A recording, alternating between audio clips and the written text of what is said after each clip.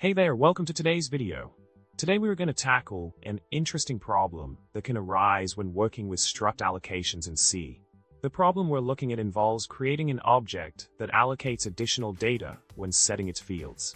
However, since each allocation can fail independently, the object creation may only partly succeed.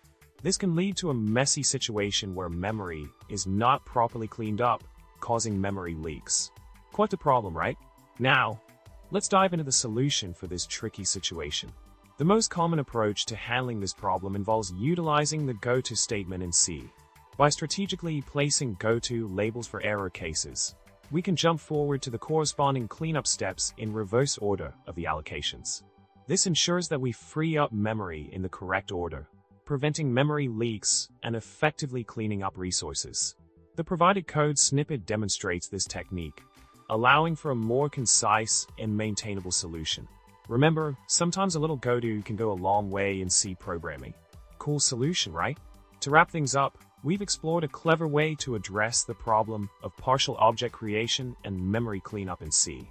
By leveraging the goto statement and carefully structuring our code, we can ensure proper resource deallocation even in the face of allocation failures.